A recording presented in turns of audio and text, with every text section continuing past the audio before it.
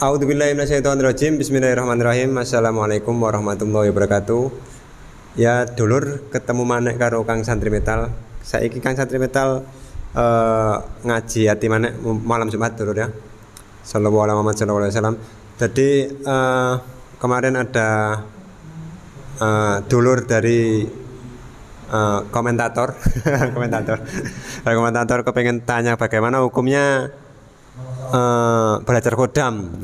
Belajar kodam. Kodam sendiri kan mempunyai arti, kalau menurut bahasa Arab itu kan kodam itu kan pembantu atau pendamping. Ibaratnya kayak pas waktu nang pondok pesantren biasanya kodame Pak Yai ku sapa sih? Kodame maksudnya sing bantu Pak Yai ku sapa sih? Santri-santrine iku ya kodam.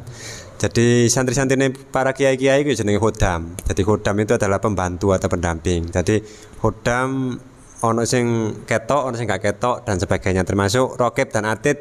Malaikat rokib karo atid sing menjaga awak dhewe, sing mencatat amal kebaikan itu bisa juga dikatakan ya kodam lur. Mungkin ngono mungkin. Jadi kodam itu mempunyai arti pendamping atau pembantu. Kasarane lah ngono lah, sing bantu awak dhewe ngono. Jadi nanti biar dikupas kali Gus Robik ya, karo Gus Robik apa iku kodam dan bagaimana hukumnya untuk mempelajari tentang kodam ya. Maksudnya kodam sing dia aku ya kurang paham, kodam sing rupa manungsa apa kodam sing rupa jin apa sing rupa malaikat apa sing rupa apa, nggak ngerti ya, mangke dibahas kali Gus Robik. Monggo Gus.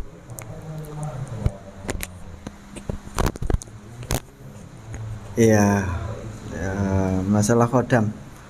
Jadi kalau bertanya masalah hukum, ini memang ada dua pendapat yang berlainan. Ada yang mengatakan boleh, ada yang mengatakan tidak boleh. Ya pasti punya alasan masing-masing. Ya kayak musik juga gitu. Ada yang mengatakan boleh, ada yang mengatakan tidak. Cuman kalau kita nggak membahas masalah hukum, cuman kita membahas masalah ini aja, kegunaannya, fungsinya untuk apa gitu aja. Jadi kita boleh belajar apa saja, kita boleh melakukan apa saja, asal saja ketika kita melakukan sesuatu itu tidak sampai melenakan, sampai akhirnya melupakan Tuhan sebagai pencipta kita.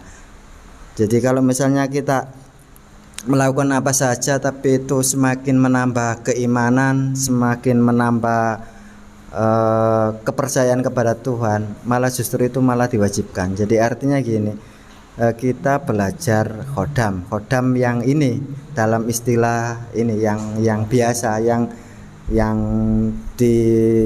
diketahui orang banyak ya, kita belajar karomahan lah istilahnya kayak gitu.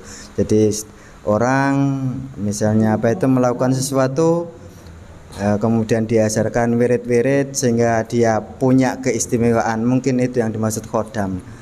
Apakah itu boleh? Ya kalau menurut saya ya boleh saja, cuman dengan anugerah yang dimiliki itu jangan sampai kita itu melupakan Tuhan. Kalau kita mempunyai kekuatan, akhirnya kita merasa bahwa diri kita kuat, akhirnya nggak butuh Tuhan lagi. Ya semuanya sama. Misalnya kayak kemarin itu saya contohkan dengan harta. Orang boleh bekerja apa saja, terus mengumpulkan rezeki yang sebanyak-banyaknya nggak masalah.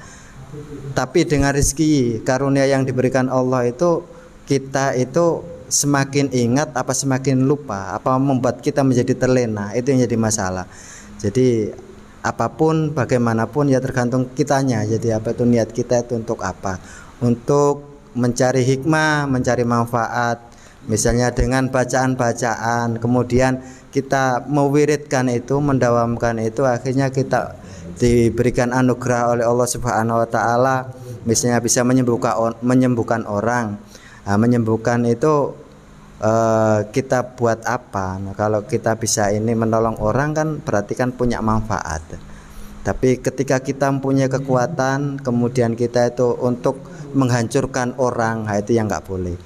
Jadi apapun yang kita lakukan, apapun yang kita kerjakan, ya tetap kita harus berpikiran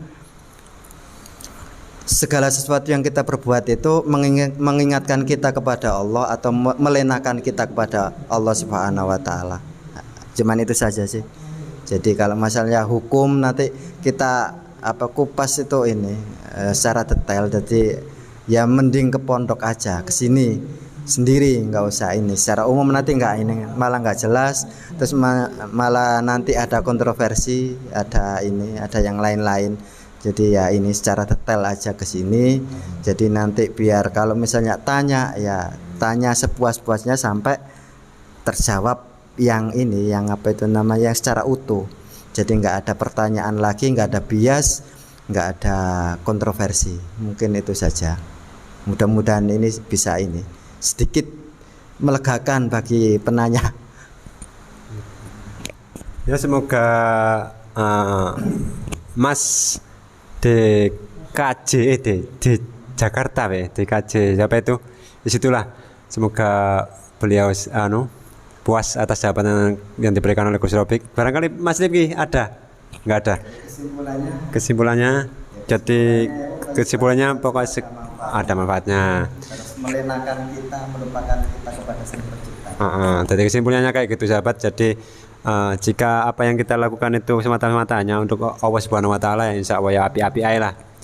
Kalau emang kita belajar khodam itu tambah iman kita kepada Allah Subhanahu wa taala, ya api-api aja lah.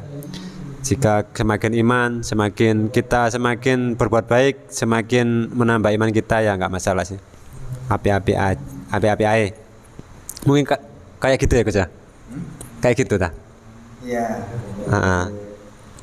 Kesimpulannya memang kayak gitu, ringkasnya kayak gitu. Oh iya. Katanya durasinya nggak panjang-panjang. Ya, biar nggak panjang-panjang durasinya sahabat. Jadi kalau pengen puas-puas lagi ya main-main ke sini sahabat. Ini pondok kita bersama, maksudnya sampean juga ikut memiliki pondok pesantren ini.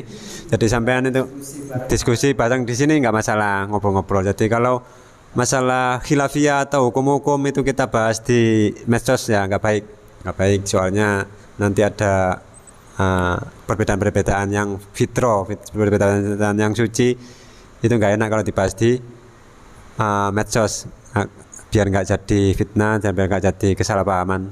Jadi enak langsung ke sini, jadi polemik. Jadi enak langsung ke sini dan ngobrol-ngobrol seduluran. Dan ini juga pondok jenengan semuanya. Jadi mari kita memperjuangkan pondok pesantren Hambali Lamongan ini bersama-sama. Kita menjadi muasisnya untuk menghormati para leluhur terdahulu gitu. Ya udah, terima kasih sahabat, semoga manfaat. Assalamualaikum warahmatullahi wabarakatuh.